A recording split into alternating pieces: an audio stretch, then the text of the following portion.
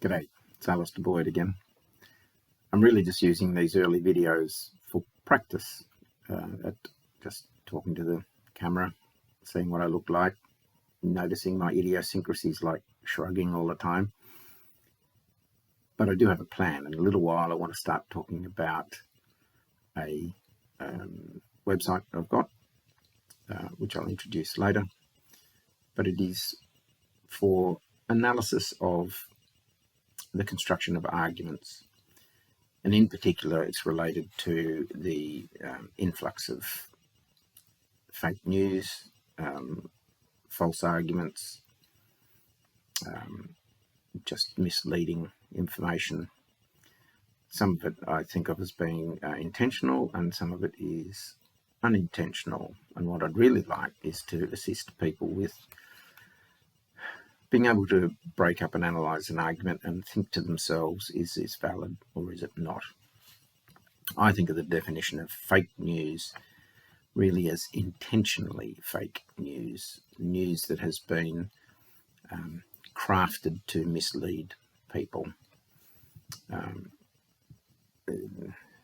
think it's recently taken on a different meaning due to somebody in particular in the US that really uses it as anything that doesn't match that person's thinking. So they call anything that doesn't match it fake. I would like to consider that some things are intentionally fake, many things are just unintentionally incorrect, and also many things that are presented in all good faith with backing gets called fake just for the purposes of disagreeing with it or downplaying it. So I would like to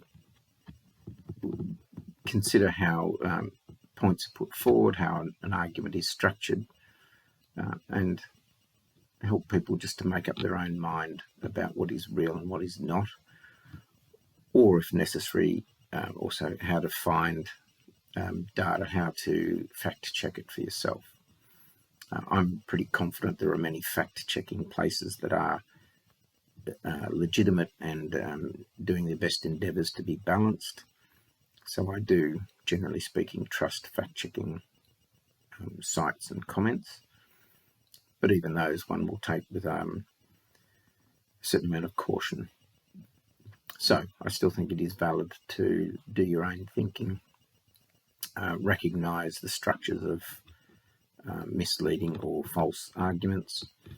Some arguments may be actually making the correct point, but are being structured very poorly, not really proving their point by logic, but they may be correct anyway. This, of course, can apply to political views, but it can apply to more important things like health issues or the net result of government activity, for example, causing a war or bringing about peace or solving issues of hunger or poverty or wealth distribution or all sorts of things like that. They're very valid and important subjects to consider, and they are so important that they deserve our careful and rational thought. Of course, people are driven by emotion, but rational thought can temper false assumptions, false conclusions. So later on, when I've had a bit more practice, my intention is to discuss some serious subjects and the analysis, or how to go about analysis. My intention is not to actually give conclusions or to say one side of politics is better than another. And in any case, I think there's more than two sides of politics, but to encourage people to think about it and come to their own sensible conclusion. I think many people value or come to a decision that politics or political actions based on how they value many parameters, and it is entirely the person's prerogative how they value parameters. So I don't expect people to come to the same conclusions as me, but nevertheless I'd like people to come to a sensible and reasonable conclusion.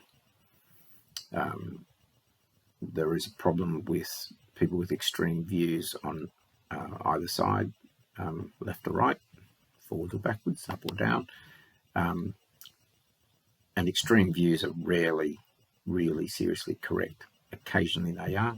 That's worth understanding that and keeping watch for where an extreme view turns out to be correct. And historically, obviously, some major changes have been brought about by individuals or small groups that recognise a truth that is not widely accepted and eventually becomes taken to be the norm. However, that's often not the case. So I think people in general need to be careful and look for what is true and real.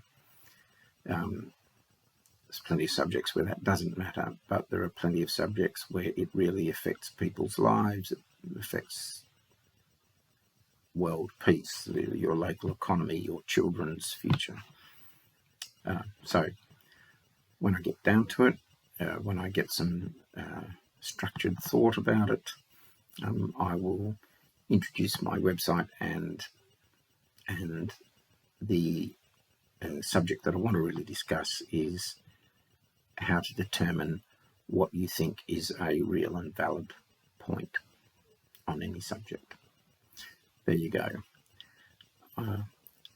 Keep following. Keep watch. Pretty soon I'll be taking comments if I want to see what other people think. But at the moment, this is just practice.